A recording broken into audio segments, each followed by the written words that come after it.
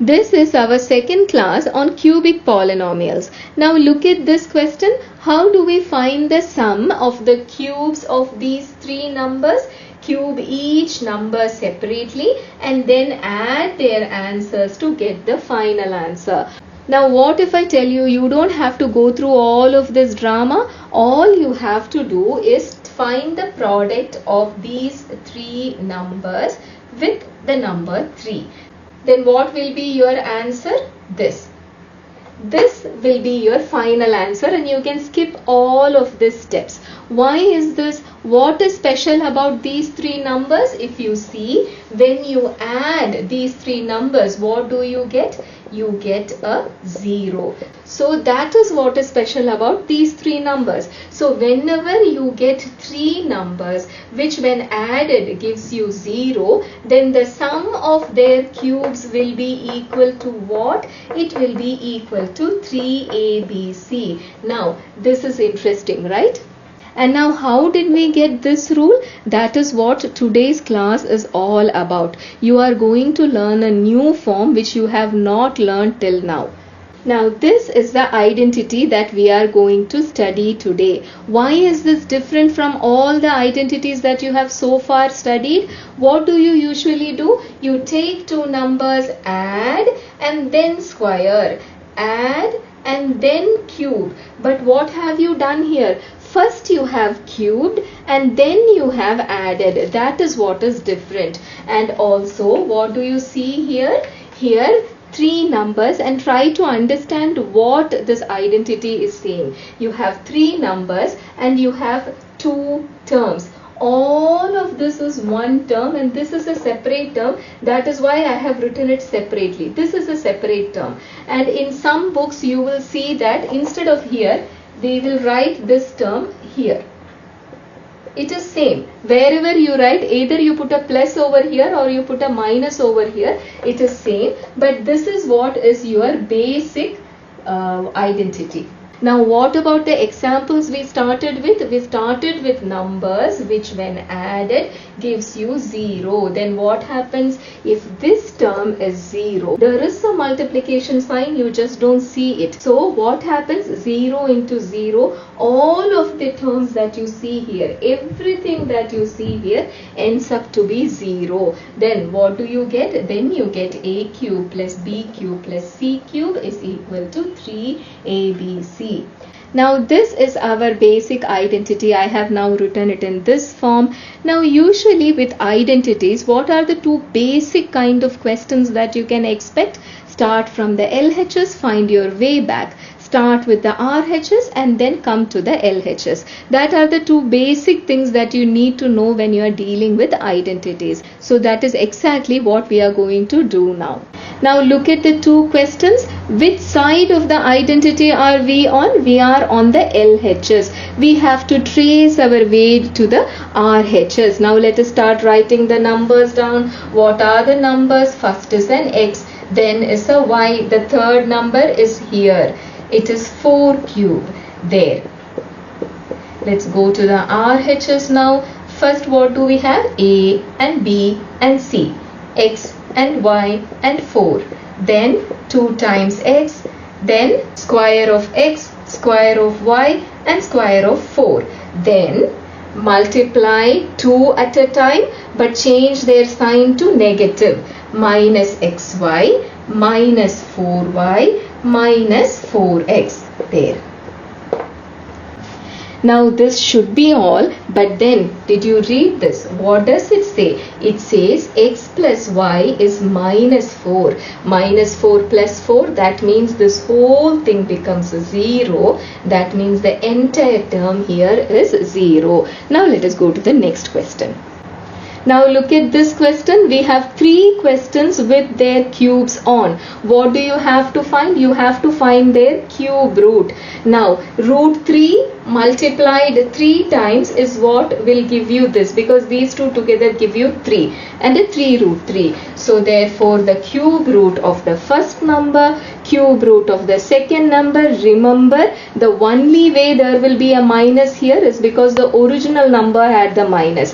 Here also the same. The only way your cube or raised to 3, raised to 5, raised to 7 has a negative sign is only because your original number had a negative sign. So this is the first part done. The second part is very easy. You just have to square. You don't have to worry about the sign. Raised to 2, raised to 4, raised to 6 will always have a positive sign. This is always positive, so you don't have to worry. Just square it. Now this part is where I've seen students make a lot of mistakes.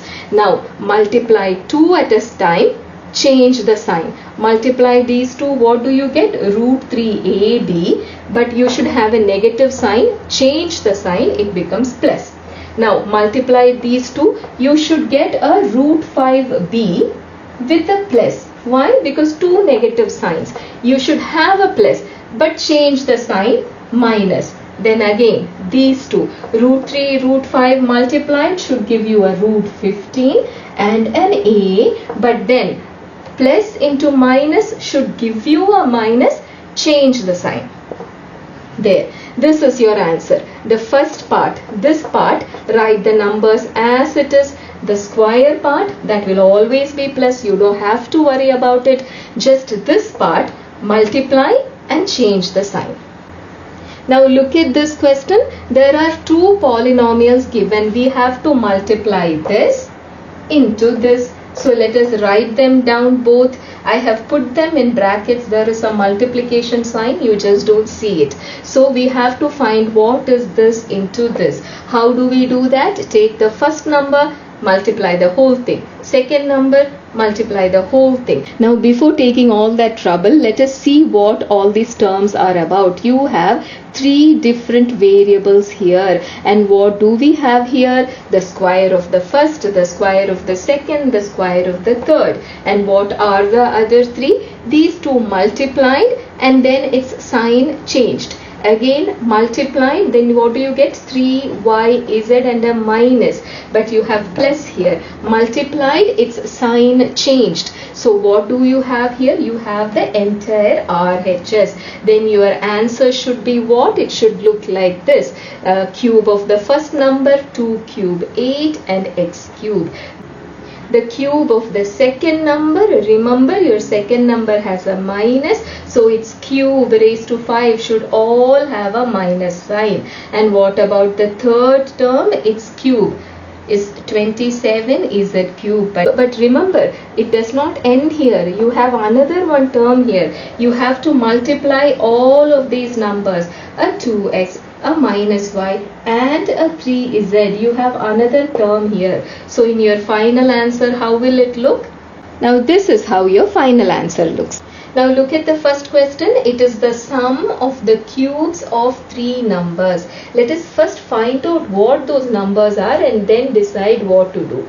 Now both of these terms have the same exponent 3. So we can bring them together and open the brackets, then you get such a number. Now these are the three terms which are being cubed and then added. What do you notice about them? See, a PQ here, a minus PQ here, a minus PR here, a plus PR here, a QR here, a minus RQ here. What does that mean? If you add all of this, if you add PQ minus PR plus QR minus PQ, if you add all of them, your answer will be 0. What does that mean? These three numbers added give you 0. That means the sum of their cubes is equal to what?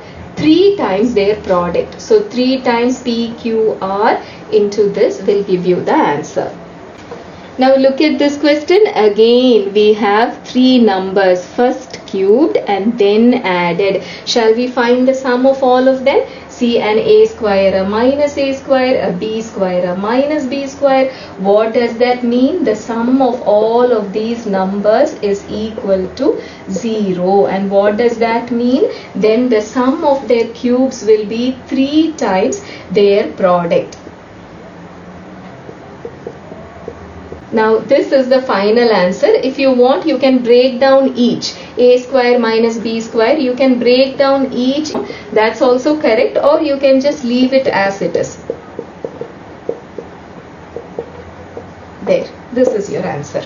Now both of these questions follow the same pattern. To start with, make this into plus and take the minus sign inside. It will not make any difference. I will show you why.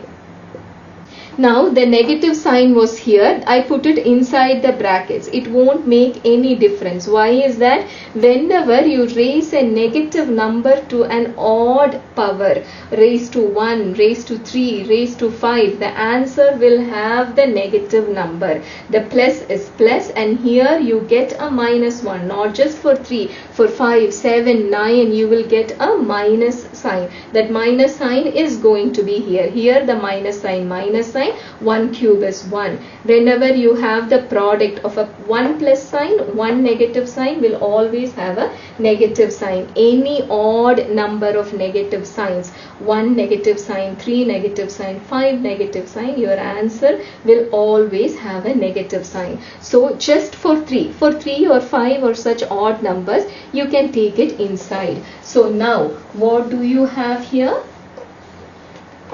This also take it inside. So in both the cases you see 3 numbers cubed and then added. What do you see about those 3 numbers?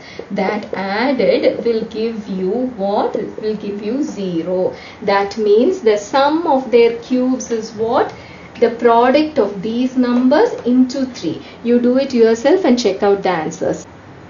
Now we are given that p is equal to 2 minus a. This is what we have to prove. We have to prove that this term is equal to 0. Then let us see what that term is all about. We have an a cube and we have a p cube, and 8 is what? It is 2 cube. And then we have a term which looks like this. So look at the fourth term. What do you have? You have an a, you have a p, you have a minus 2, a 3, and there is a minus, right? Because this much will give you minus 6ap. Minus 6ap is not what you have here. You have a plus 6ap. So this much is your pre-a-b-c term, and you have a minus here. So this whole thing is in the minus 3abc form.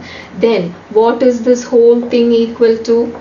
This is in the form of a cube plus b cube plus c cube minus 3abc form. But then all the 3 of this, what will this give you? Try adding a plus b plus c. What do you get?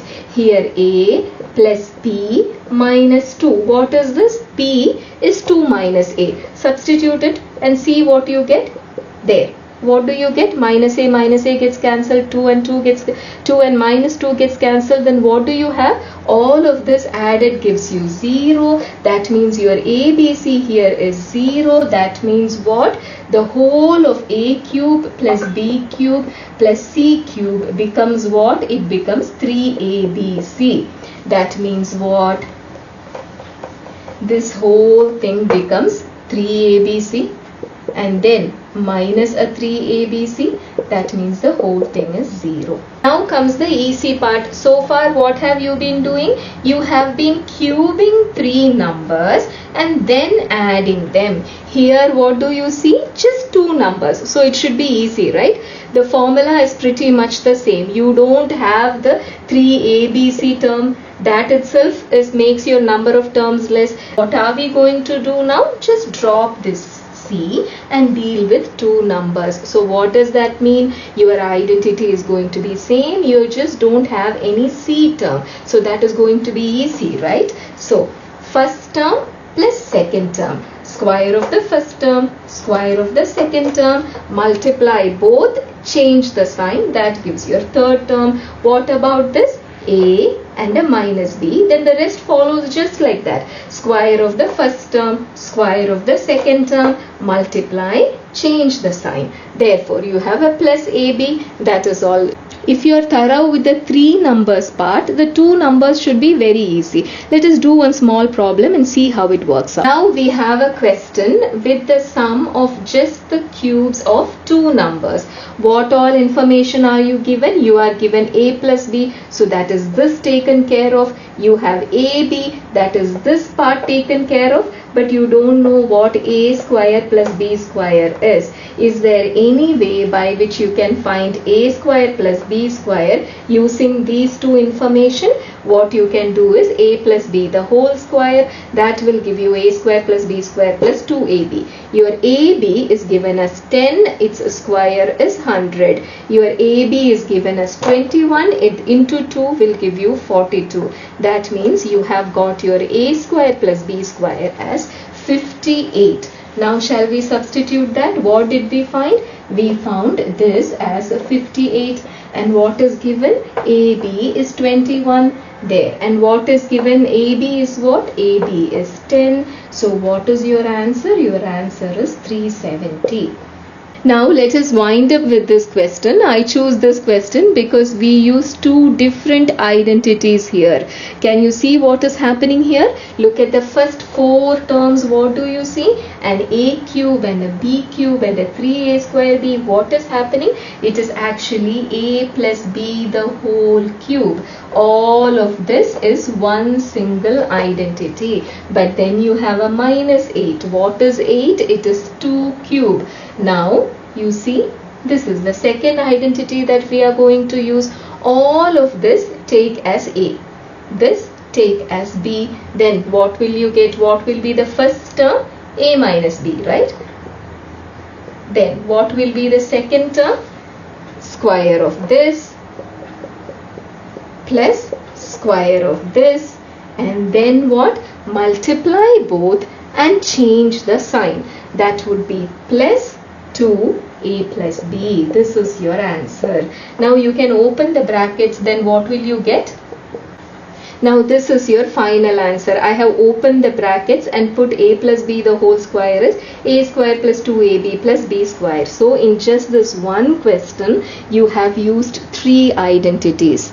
Now these are the identities we learned today. Sum of cubes of 3 numbers, 2 numbers, difference of 2 cubes, and a very special case. What was it? When a plus b plus c is 0, we found that this is equal to 3abc.